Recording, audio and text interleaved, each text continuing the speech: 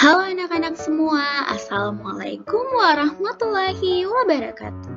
Kembali lagi dengan pembelajaran IPA bersama Bu Mulia.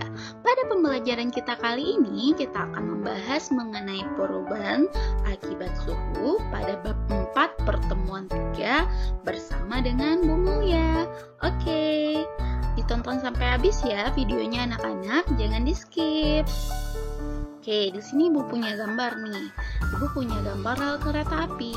Setiap pada rel kereta api, balok-balok yang dipasang di sana dipasangnya itu ada celahnya atau terpisah seperti ini. Kenapa harus seperti ini? Karena apa? Nanti akan terjadi yang namanya pemuaian. Jadi di sini kita akan membahas yang namanya pemuaian. Pemuaian itu apa? Yaitu bertambahnya ukuran benda karena kenaikan suhunya. Jadi gara-gara suhunya naik, dia nanti akan bertambah. Bisa nanti bertambah panjang, bertambah lebar, atau nanti bertambah volumenya seperti itu. Oke, di sini kita akan membahas yang pertama pemuaian pada zat padat. Apa aja contoh-contohnya? Yang pertama ya tadi, contoh kita adalah pemasangan sambungan rel kereta api. Jadi sambungan rel kereta api ini dipasang ada celahnya karena pada siang hari akan terjadi pemuaian. Terjadinya pemuaian ini akan menyebabkan dia tambah panjang. Jadi bertambah panjangnya dia karena adanya celah dia tidak akan bengkok jadinya. Dan nanti ketika malam hari dia akan menyusut kembali ke posisi semula. Jadi kalau tidak adanya celah seperti ini, apabila terjadi pemuaian, dia tersebut tidak ada tempat untuk memuainya, jadi akan menyebabkan rel kereta apinya menjadi bengkok seperti ini. Selanjutnya kita contoh yang kedua, pemasangan kaca jendela atau pintu yang dibuatnya bercelah. Jadi apabila kita mau memasangkan kaca pada bingkainya ini, kita harus menyesuaikan kondisi kacanya jangan sama besar dengan bingkai, tapi dibuat agak lebih kecil, ada celahnya. Karena kenapa? Ketika siang hari apabila suhu naik akan terjadi pemuaian, dan apabila kita buat ukurannya sama, dia itu nanti akan terjadi pecah kacanya itu karena dia memuai. Oke, contoh yang ketiga, pemuaian tidak merata pada gelas ketika diberi air panas. Jadi apabila misalnya kita tuangkan air panas pada gelas, gelas tersebut dia akan memuai karena terjadi kenaikan suhunya. Tetapi apabila kita memberikan air panas tiba-tiba, gelas itu akan memuai, tapi pemuaiannya itu tidak merata. Misalnya nih, kita berikan air pada bagian sini yang memuai baru bagian ini saja, tapi bagian yang lain belum memuai. Ini akan menyebabkan gelas itu akan pecah karena pemuaiannya tidak merata. Lanjut, contoh nomor 4, kawat telepon atau kawat listrik yang dipasang kendor. Jadi, kenapa ini kendor? Jadi ini kebalikannya nih. Jadi kalau tadi apabila pada siang hari dia memuai, bertambah panjang, kalau malam hari dia kan akan menyusut nih. Nah, jadi yang ditakutkan orang-orang, kenapa harus dipasangnya kendor? Kawat ini apabila nanti malam hari dia menyusut. Nah, apabila dia menyusut, kalau nggak dipasang kendor seperti ini, dia nanti akan bisa putus atau menyebabkan tonggaknya ini akan tertarik seperti itu. Jadi harus dipasangnya kendor agar menghindari pada malam hari menyusut tersebut kawatnya itu putus. Oke, kita masuk yang kedua yaitu pemuaian pada zat cair. Jadi yang bisa memuai itu bukan cuma zat padat saja, tapi zat cair dan zat gas juga bisa memuai. Contoh pemuaian pada zat cair adalah seperti ini. Apabila kita membeli minuman kemasan atau minuman galon seperti ini, pasti kita lihat airnya tersebut tidak diisi penuh. Kenapa seperti itu? Karena seperti ini. Jadi kalau airnya ini nanti kena panas atau suhunya meningkat, dia akan terjadi pemuaian. Jadi kenapa diberi ruang seperti ini? Agar nanti masih tersisa ruang untuk air yang mengalami pemuaian tersebut. Contoh dari pemuaian zat cair. Jadi contohnya kita panaskan air yang awalnya itu jumlahnya itu sebanyak dari pancinya tersebut, ketika kita panaskan, dia akan terjadi pemuaian dan bertambah banyak, yang menyebabkan airnya tersebut akan tumpah-tumpah. Oke, selanjutnya kita masuk pemuaian zat gas. Oke, kalau anak-anak punya sepeda motor atau sepeda, apabila anak-anak mengisi anginnya tersebut, memompanya, pasti kita nggak mengisinya itu terlalu penuh. Kenapa? Karena nanti apabila terjadi pemuaian, dia itu jumlah gasnya akan semakin banyak. Jadi dia tidak akan menyebabkan dia itu meletus jadinya.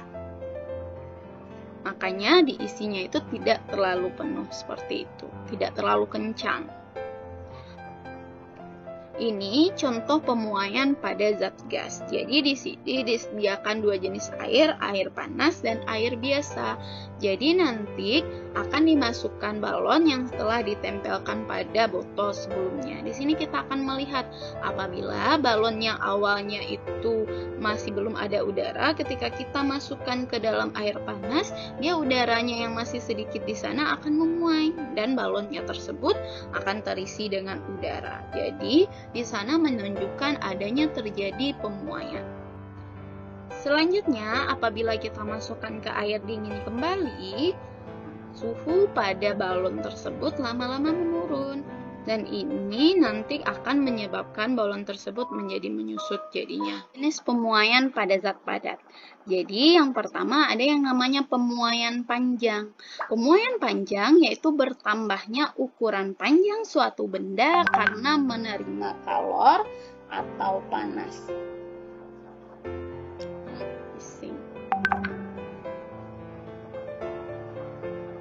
Pemuaian panjang adalah bertambahnya ukuran panjang suatu benda karena menerima kalor atau panas.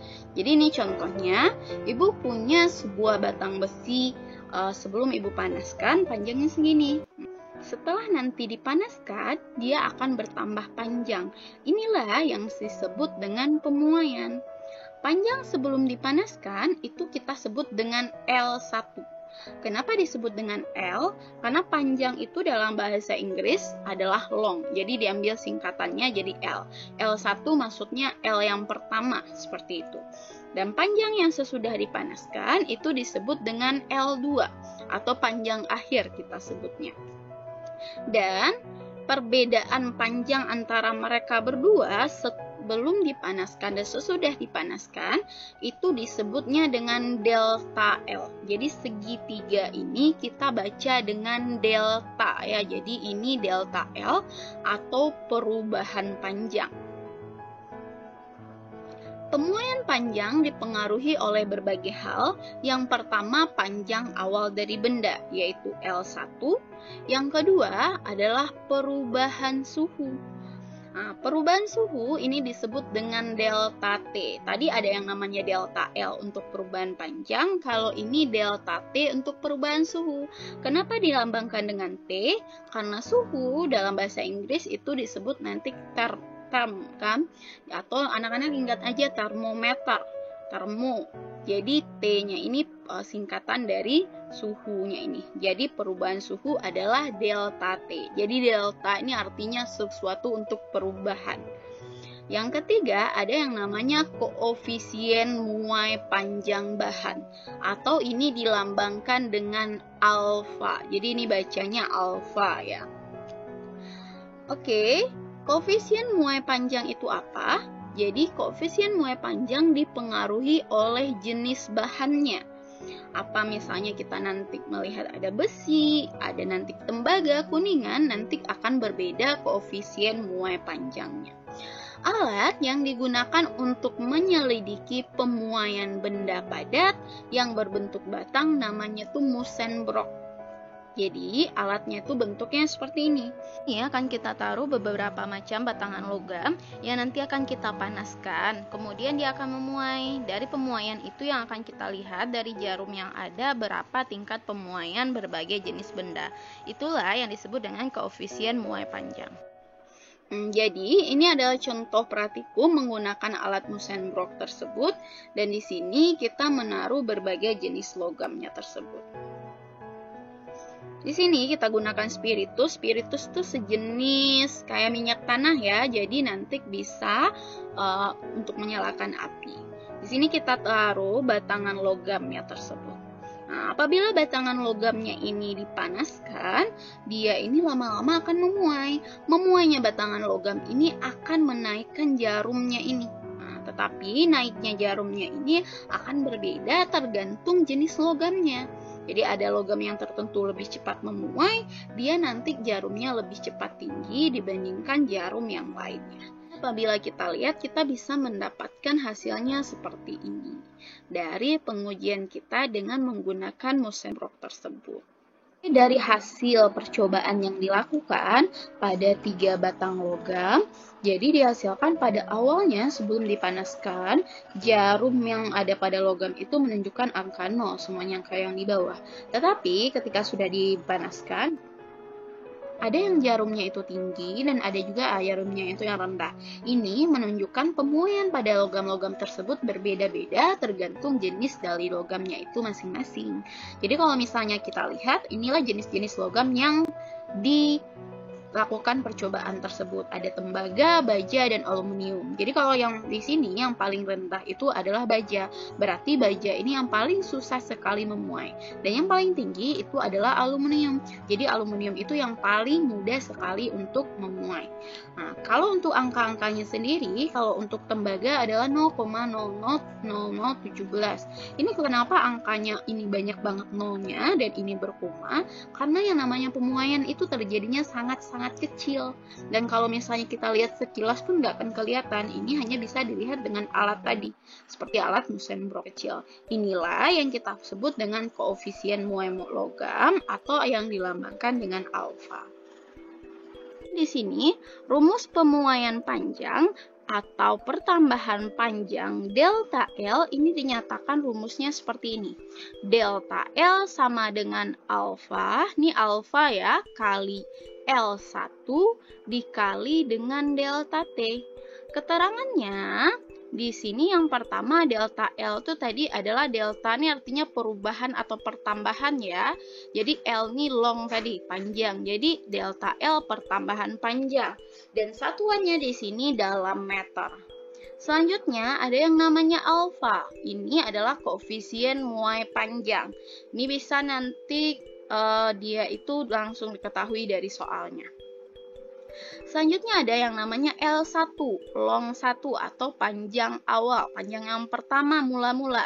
Ini satuannya juga meter. Selanjutnya ada yang namanya delta T. Delta ini perubahan atau pertambahan ya.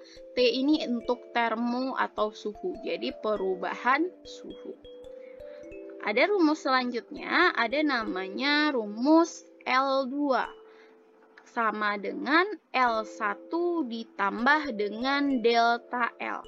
L2 itu apa? L2 adalah panjang akhir. Ini satuannya juga dalam meter. Ini maksudnya bagaimana? Misalnya seperti ini. Kita punya awalnya besi panjangnya 10 meter. Kemudian besi tersebut mengalami pemuaian 2 cm seperti itu kan. Kemudian panjang akhirnya berapa? Bagaimana cara mencarinya? Berarti panjang awal kita ditambah dengan pertambahan panjangnya. Kita dapatkan panjang akhirnya. Seperti itu. Kita masuk ke contoh soal. Oke, kita masuk contoh soal. Untuk contoh soal, supaya memudahkan kita buat diketahui, ditanya, sama dijawab. Diketahui pada panjang pertamanya atau panjang awalnya itu adalah 400 meter. 400 panjang pertamanya berarti L1, panjang pertama yaitu 400 meter. Selanjutnya ada suhu pertama, lambang dari suhu T termo 1 itu adalah 10 derajat Celcius dan T2 atau suhu 2 yaitu 110 derajat Celcius. Selanjutnya diketahui juga yang namanya alfa. Alfa atau koefisien muai panjang yaitu 0,00023. Nah, yang ditanya dari soalnya adalah berapa perubahan panjangnya atau pertambahan panjangnya, delta L. Ini berapa? Dan yang ditanya kedua adalah panjang akhir atau L2, yaitu berapa. Jadi delta L perubahan panjang, L2 adalah panjang akhir. Yang pertama kita cari adalah delta L-nya dulu, dijawabnya. Delta L kan ada rumusnya tadi kan, perubahan panjang yaitu alfa dikali dengan L1 dikali dengan delta T. Oke, kita coba lihat, diketahui kita punya alfa nggak? Ada, berarti kita masukkan 0,000023 dikali dengan L1. Kita punya L1 nggak? Ada 400 meter kali. Kita punya delta T nggak? Nggak ada, adanya cuma T1 dan T2. Jadi bagaimana? Di sini yang namanya delta T adalah perubahan suhu.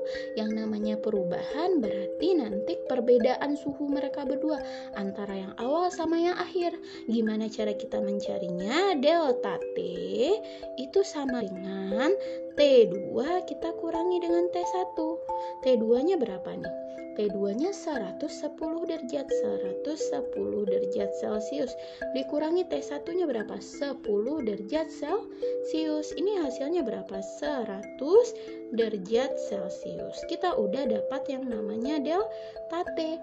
Delta T berarti ini kita tinggal masukkan aja nih ke dalamnya. Berarti ada 100 derajat Celcius nih. Ini caranya, ini bagaimana?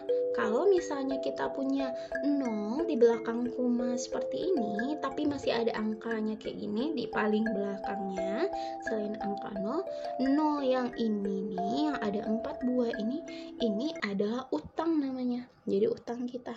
Sedangkan kalau 0 yang seperti ini yang ada di belakang angka dan tidak ada komanya, ini adalah uang kita. Jadi ini ada utang kita ada 4, ini ada uang kita, ini ada juga uang kita. Jadi ini bisa kita coret. Ini ada uang kita 2, bisa untuk membayar utang kita yang 2. Ini juga ada uang kita 2 dan bisa untuk membayar utang kita yang 2. Jadi utang kita udah habis. Jadi tinggalnya kayak ini lagi.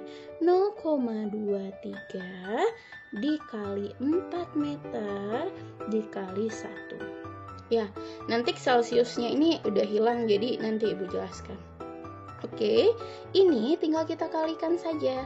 Cara ngalikannya gampang kan? 0,23 dikali 4. 4 kali 3, 12, 1, 4 kali 2, 1, ini 9, ini 4 kali 0. Udah habis kan 0 kan? 0 berarti ini hasilnya 0,92 meter. Jadi hasilnya 0,92 meter. Selanjutnya di sini yang ditanya kita udah dapatkan delta L-nya nih di sini.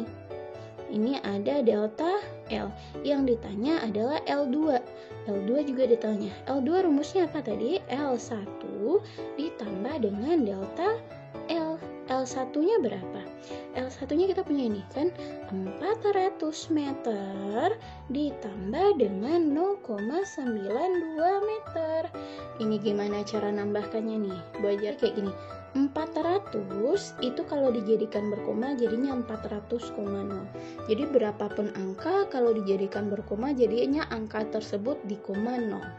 Kemudian ditambahkan dengan 0,92. Tapi 0-nya ini komanya harus sejajar. Ini ada 92. Ini kita tinggal tambahkan saja nih. Ini 2, ini 9, ini ada komanya, ini 0, 4. Berarti hasilnya adalah 400,92 meter. Itulah panjang akhirnya nih.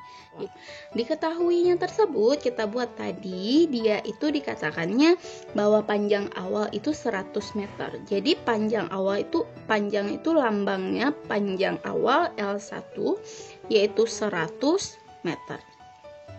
Sedangkan diketahui juga suhu awal, suhu itu termo tadi kan, lambangnya itu T, suhu awalnya itu 20 derajat Celcius dan suhu akhirnya itu 70 derajat Celcius. Diketahui juga koefisien muai dari si besi tersebut atau alfanya yaitu 0,000013. Jadi 0 di belakang komanya ada 4. Oke, yang ditanya pada soal dia itu menanyakan, yang pertama dia menanyakan delta L atau perubahan panjangnya itu berapa, dan dia juga menanyakan L2 atau panjang akhirnya itu berapa. Selanjutnya di sini yang pertama kita cari dulu yang namanya delta L. Delta L itu ada rumusnya tadi kan, yaitu alfa dikali dengan L1 dikali dengan delta T. Kita tinggal masukkan yang udah diketahui, alfanya ada kan tadi, tinggal kita masukkan 0,00013 dikali L1. L1 nya 100 meter dikali delta T. Delta T udah ada belum? Karena belum ada, tapi di sini kita punya T1 dan T2. Delta T ini perubahan suhu. Perubahan suhu itu bagaimana kita cara mencarinya? Kita tinggal lihat aja, yang namanya perubahan suhu atau delta T itu pasti yang besar kurangin yang kecil, yang akhir kurangin yang awal. T2 kurang T1. T2 nya itu adalah 70 derajat Celcius dikurangi 20 derajat Celcius. Ini hasilnya adalah 50 derajat Celcius.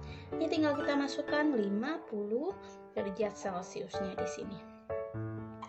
Oke, selanjutnya di sini ini caranya bagaimana kalau nolnya ini terlalu banyak. Di sini kita punya 0 di belakang koma dan di sini kita punya 0 yang di belakang kayak gini. 0 di belakang koma kayak gini ini sama dengan utang kita. Kalau 0 yang ini sama yang ini sama dengan uang kita. Jadi di sini kita punya utangnya 4, di sini punya uangnya 3. Ini bisa kita coret. Yang ini kita coret 2, ini coret juga 2. Yang ini kita coret 1 untuk bayar utangnya, ini 1. Berarti tinggalnya kayak ini lagi. 0,013 dikali 1. Ini tinggal 1 lagi kan? 1 meter dikali dengan 5. Ya. Tinggal kita kaliin 0,013 dikali 1 dikali 5. Itu hasilnya adalah 0,065 meter. Jadi kita dapatkan hasilnya segitu. Itu baru delta L-nya saja. Untuk mencari L2-nya, L2 rumusnya tadi adalah L1 ditambah dengan delta L. L1-nya tadi adalah 100 meter ditambah dengan L2-nya 0,065 meter. Ini hasilnya cara menambahkannya itu bagaimana? Ibu ajarkan di sini. Jadi seperti ini, 100. Kita mau nambahkan dengan 0,065. 100 ini kalau dijadikan berkoma sama dengan koma 0. Jadi karena 0 di belakang tuh nggak berguna, jadi 100 itu sama dengan 100,0. Ini kalau kita mau nambahkan dengan ini, 0-nya itu harus sejajar. Jadi ini 0 juga, ini 0,65 jadinya. Baru ini yang kita tambahkan. Jadi hasilnya 100,065. Jadi di sini 100,065